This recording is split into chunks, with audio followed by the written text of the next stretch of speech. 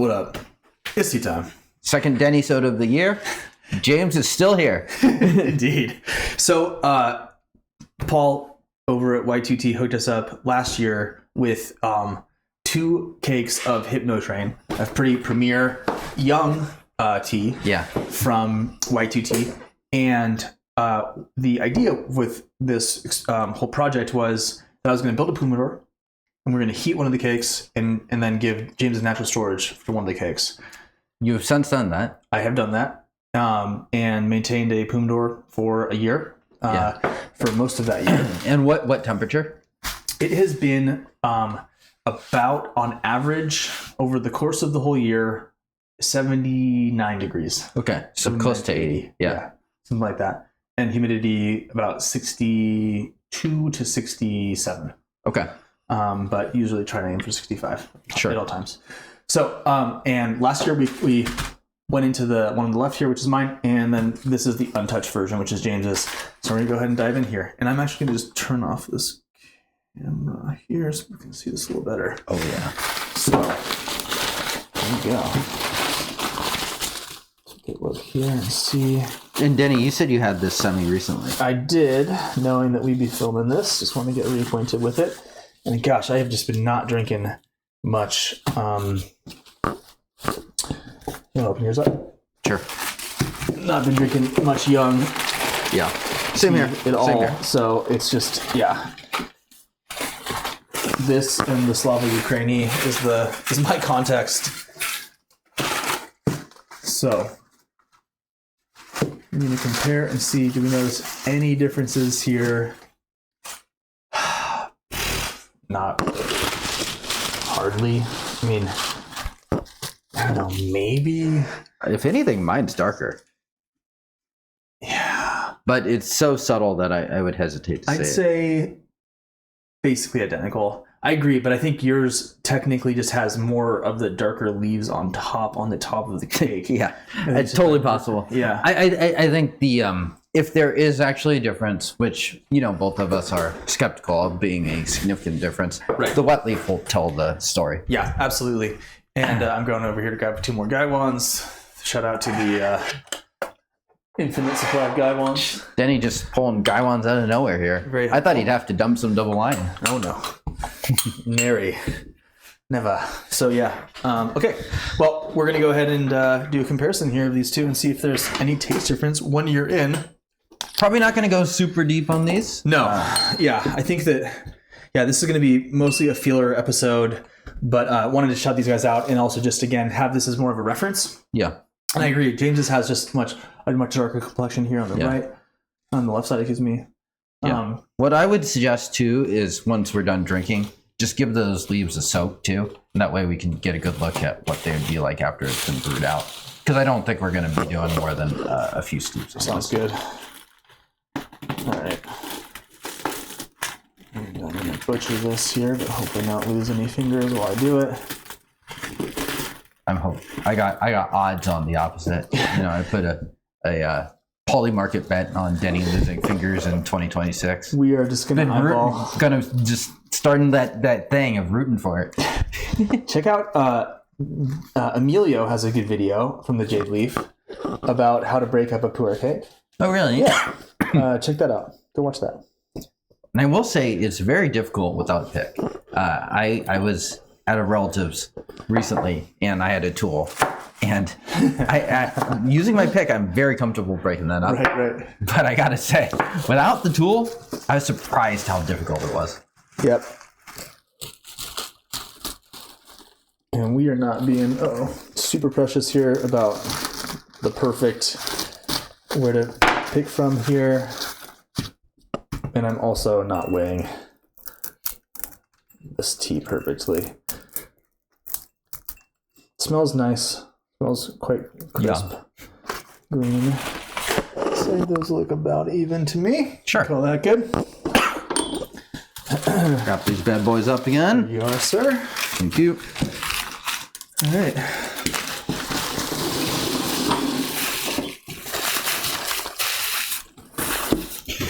Are you a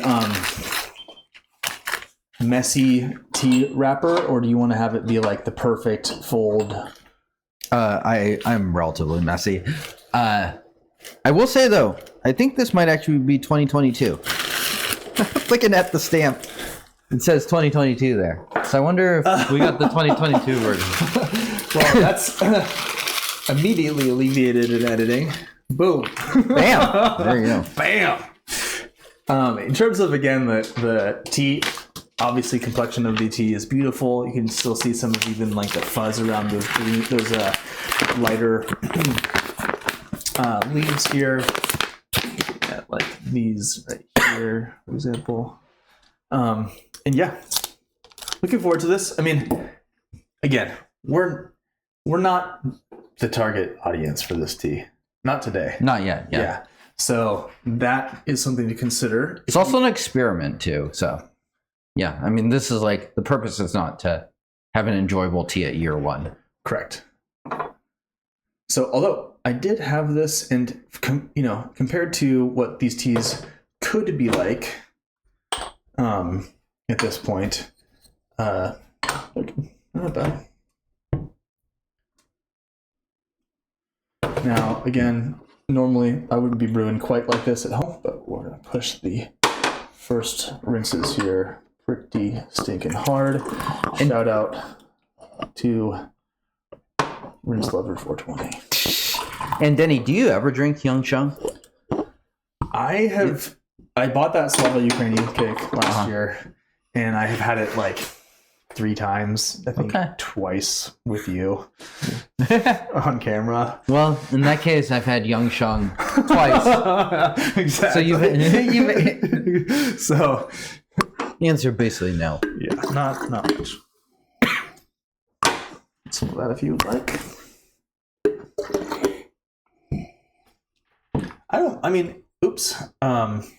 If you like green tea, I think you're getting, for something this young, you're kind of getting into those kind of vibes, that's for sure. So let's do this out pretty fast here. And this will start to get interesting maybe around year 4 or 5, I'd say.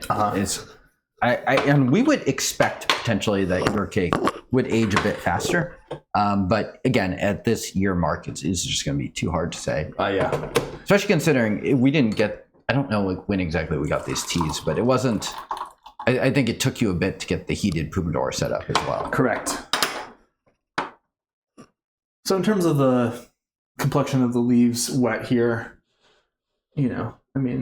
really have to be making up stuff to try to find a difference here. So let's make up stuff. Yeah, the one on the left is obviously humidified. Pretty obvious. It's got that telltale sign of being a humidified tea cake, that's for sure. Which one of these do I want to do first? Doesn't matter. Yeah. They're probably going to taste very similar. I think so. This one on the right is mine? It's the dry stored one. Yeah. These are all, on a relative basis here, pretty dang dry stored. So yeah. Here we go. Cheers. Cheers.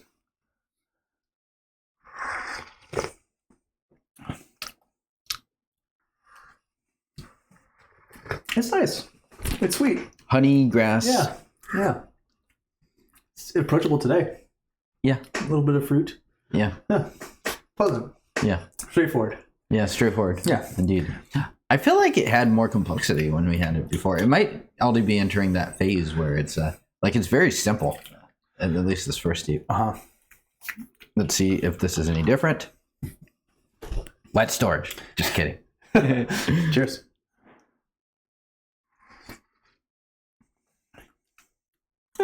It's a little different, I guess, but it's basically the same. Yeah. It's a little fruity.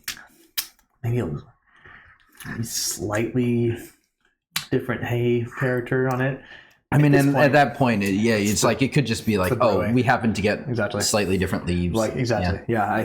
I think today, the point of this episode is mostly we're vibing. Yeah. And we're showing off that, hey, 1 year of Pompadour storage probably isn't going to make a big difference. No. Unfortunately. So all of those electrons that are going into that fridge, you better pay off eventually. Electrons. So it's cooler storage is a long-term thing. Yeah, exactly. Even 2 years, when we do this again next year, I don't expect to be terribly different this year. Now, one thing that also is worth mentioning is that if one of our storages was really off, maybe 1 year in, we might notice something being a little off with the tea. Like if there's a specific aroma. Yeah, or something foul smelling. Right. If there was the first two steepings were just a little bit weird or gross or something, and yours were just fine or something. It's like your kid kills a skunk and then puts it in there. Yeah. Hasn't happened yet. Yeah. But we have a long time ahead of us. It's funny how, man, with like the parenting thing, I've one that's a year older than James's, and it's maybe 6 months older. It's like always a race to just move things higher and higher up in the house. So his capacity to get these treats, dude, like you know how like you gotta hide the liquor up at the top of the thing from the kids, or it's like no, it's like, anything related to bribery in my child, just too perceptive. Strong flavors of like perfumey flowers and soft aromas. I have no idea what this would taste like as an HT whatsoever. It's so green tea dominant. I agree. I think this isn't my favorite profile now, but it's nice. Where we'll end up, no idea. We have our Tom's back. Yeah, exactly. Tom. Mr. Cruz has made an appearance. Don't worry, he's running really fast. So second steeping here. Excuse me. And if these are more or less the same, we might even just call it at that point. I think we probably will. Nice and green. Again, and this is not because this tea is not a great young tea. It's because James and I are not great young tea drinkers. Yep. So this is more about doing this as a repeated thing where in a few years, we're going to hopefully notice more and more of a difference. Yeah. So there we go. Yeah, I mean, this is one where it's like if you squint, you might be able to see a difference, but it's also hard to say. It's too much variance. Yeah, you know, angles. I think they look basically identical in terms of the color saturation of the brews here. We'll go with the Dennysode here, the hot box. And again, you know, my storage here is basically just like a warm, dryish summer all the time instead of for 4 months of the year. Sure. Your parameters are probably going to resemble a fair amount of them for a good chunk of the year. Right. Yeah. It's like right now, we're filming this in January. It's like my storage is at its coldest point. It's in the low 60s. Right. So, yeah. Cheers. Cheers.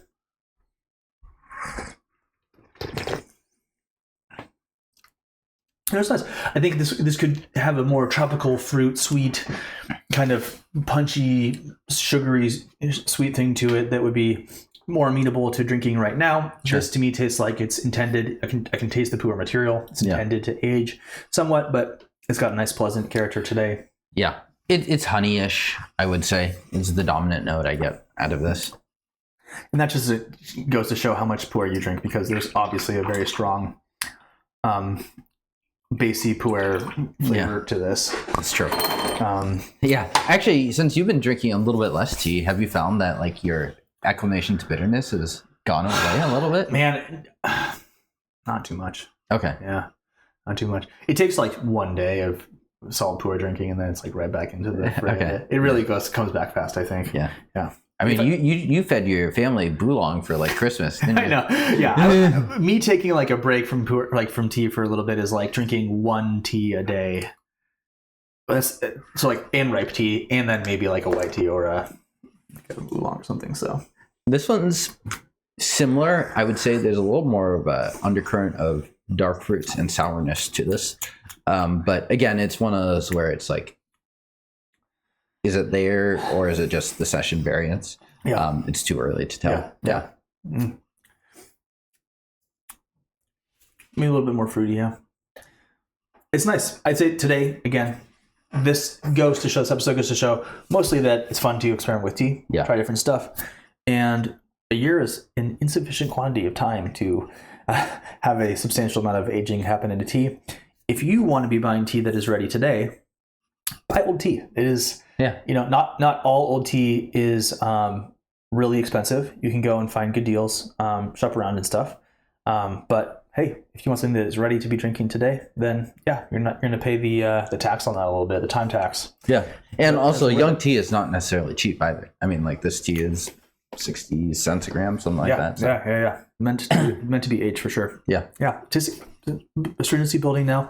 I can tell this is certainly going to get strong in the future. Keep this one short today. Thanks you guys for tuning in. 15 minutes of time is a long time, and if you have not yet subscribed, what are you doing? Subscribe. Help us get to 10,000. Get there and click some buttons, comment, do some stuff. We'll see you guys next time. WuTang. Peace.